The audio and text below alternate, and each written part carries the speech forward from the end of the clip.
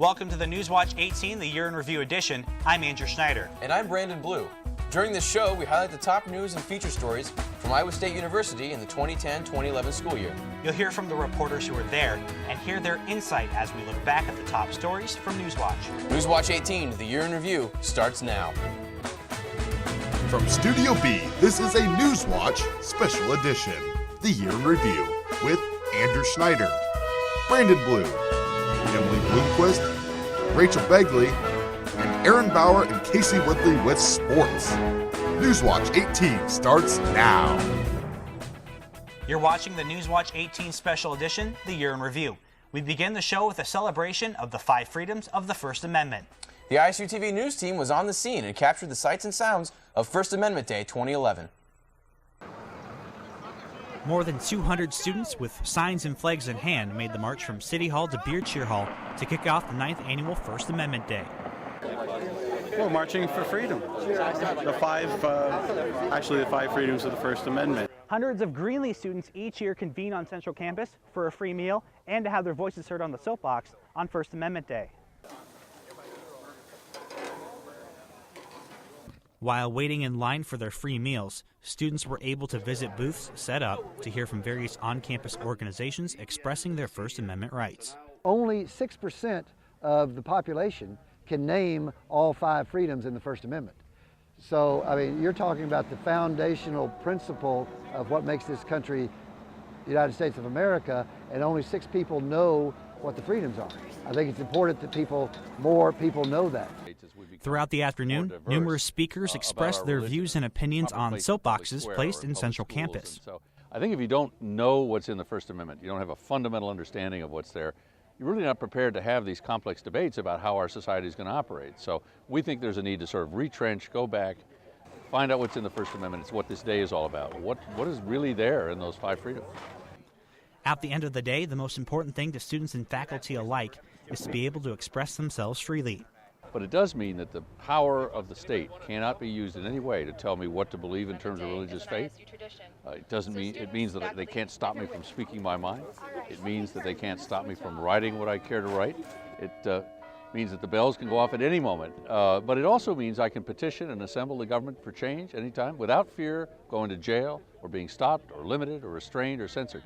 So it's really the basic principles by which our democracy operates. First Amendment means to me that, first of all, we live in a great country that lets us have these freedoms and practice these freedoms. I think too often we take for granted that we live in a country that offers us these freedoms, and we just need to constantly be reminded that it's a great privilege to be able to exercise our rights. On a daily basis, as the editor-in-chief of the Daily, I work a lot with the content we put in the newspaper, and everything we publish is an expression of the freedom of press. And you know, when I write an editorial, that's expressing my opinion, so it's sort of speech and press, I suppose. If we didn't have the First Amendment, you wouldn't have this great democracy we have today. For ISU TV, with the ISU TV news team and Alexis Eischeid, I'm Andrew Schneider. Well, they got lost a block away from where they're going, and so? Yeah, they walked north and actually crossed the street. I think it was 6th that they were supposed to go down, and they went across the street to 7th and walked up and then went over and then came back down to 6th. It was pretty funny. Here in America, we have the freedom to get lost as well. We sure do. One thing I do take advantage of quite a bit. Sure. Students from Iowa State and other Regent schools lobbied on Regents Day at the Capitol to have their voices heard. Addie Olson was on the ground at the state Capitol. Students boarded buses outside of the Memorial Union and set off for the state capitol in Des Moines yesterday. They joined students from Iowa's other 2 Regent universities to share their views about House File 45, a budget bill that would cut funding to Iowa State, UNI, and the University of Iowa by 9.1%. The ISU ambassadors were among those lobbying for the bill. And our main event is Regents Day today, and so we've been trying so hard this whole semester to get everyone organized, to get as many students as we can to come and lobby against the cuts. Students held up signs, set up displays, and even had the chance to speak with their legislators about the cuts. But not all students were there to lobby against them. We're here to show the legislators that there are people at university level that do understand why they are proposing these budget cuts, and that there's people that understand it and they are supporting the budget cuts. We're not here to support tuition increases. We're completely against that as well. But people here that are lobbying against tuition increases are lobbying the wrong people. The people up in the chambers don't establish our tuition. It's the people back at the universities that do that. The college Republicans feel that the university can make the cuts without raising tuition. Governor Terry Branstad even came out to speak with them, where he was met by the opposition chanting, "Stop the cuts." Jessica Bruning is the director of the ISU Ambassadors and leader for Regents Day. She spoke along with leaders from the University of Iowa and Northern Iowa, among a crowd of lobbyists and legislators alike. Students are seeing effects in their everyday classes in larger class sizes, fewer course offerings, dwindling faculty and staff, and many other cut services for students. Students can see that the education that they are paying for is suffering, and we're here to ask you today to please stop the cuts. Regents Day at the Capitol is democracy in its purest form. It's students coming together from rival universities in one united cause, coming to say yes, we want a say in our government.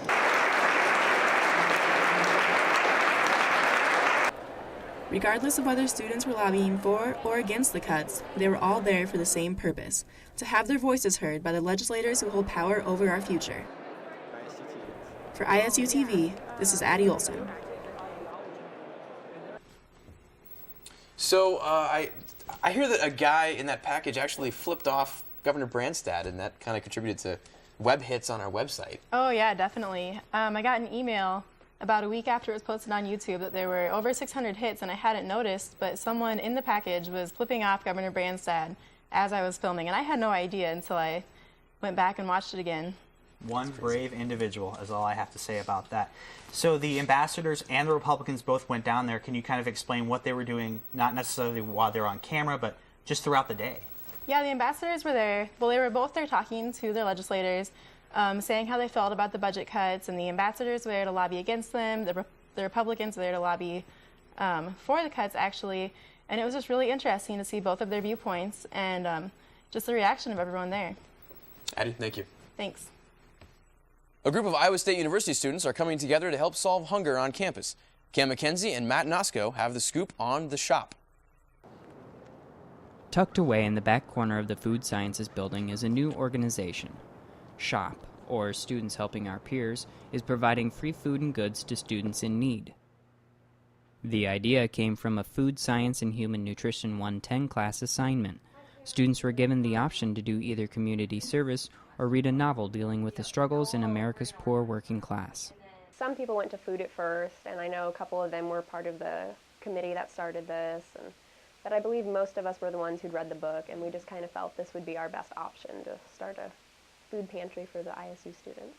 The students were given the opportunity to form a group to work alongside ISU Dining, designing a service for students. The students did research on what type of service would be the most useful and realized that the food pantry in Ames wasn't reaching the ISU community. We found that college students weren't using services for some reason or another, or weren't being reached, and we found it odd because, you know, tuition's high, and so there's always a need for a little bit of help, and so we kind of looked into the idea of the shop, and now we have a food pantry. The service is completely anonymous with no records of who is taking what. SHOP only tracks the amount of food distributed each week. We hope to reach about 30 people a week. That's kind of our ultimate goal. Long-term kind of a thing. So we have to get awareness out there that the service is here for students. In the weeks since opening, the success of the pantry has been variable, one week serving one person, another serving nearly 10.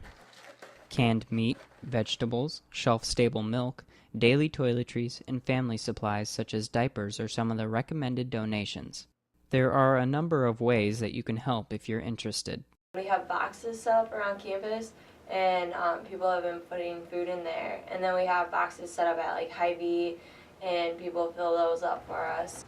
SHOP organizers would appreciate help spreading the word about the pantry to would-be clients and volunteers. For ISU TV with Matt Nosco, I'm Cam McKenzie.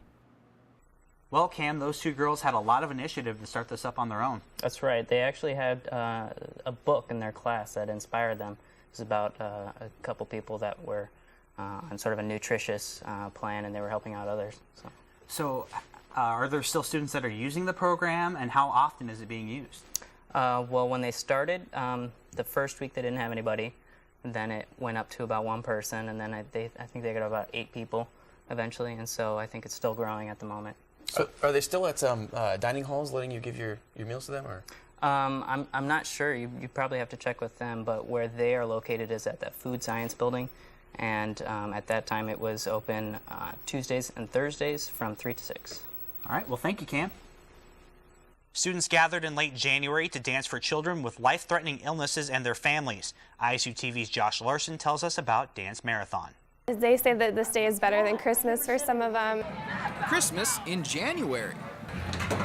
Even without the sugar cookies and the holiday carols, you could say 'tis the season for a reason. And that reason is Dance Marathon. Take more than 700 students, pack them into a room, and you can make a big difference. It's a philanthropy raising money for the Children's Miracle Network. That money goes to help families at the University of Iowa Children's Hospital. Families like the Webbers. We're the Weber family, and we have Just one of more than 80 people benefiting from the event. Do a nose? We're impacted pretty big time. Gary Isles is one of those people helped by Dance Marathon. His 5-year-old daughter, Amy, has Sturge-Weber syndrome. Basically, we live in the hospital for 3 or 4 weeks. The money raised by the student dancers helps make all those hospital hours more bearable. TVs, games, and other equipment paid for by the program. Well, the Great Hall is packed during most of the day. It's actually right here in the Campanile room where you can see the real meaning behind Dance Marathon. In the family room, it's not only the kids who benefit from this ordeal. Oh, it's really phenomenal. I mean, not only the programs that they do throughout the year, which allow us a little bit of, I guess, adult time by having her. So while the folks get a chance to relax, the dancers don't stop dancing. With a morale boost every hour, they go hard, straight from 8 in the morning up until midnight. If you reach like 10 o'clock, then you know you're going to be okay because adrenaline will kick in, and it's just a lot of fun. Thank you so much for all you guys are doing. I hope that all the underclassmen will be back here next year and bring some friends. It's a dance families don't want to stop. It's nice that the students, the people that are involved, can see the actual people that it is affecting, because she's obviously a lovely little girl, and I think it maybe gives a bigger incentive for those people that are working this to keep doing it, because it really is affecting people's lives. Josh Larson, Newswatch 18, ISU TV. Coming up after the break, we take a look at a bed bug infestation in the residence halls here on campus and get chilled to the bone at haunted ISU. Don't go anywhere. Newswatch 18, the Year in Review. We'll be right back.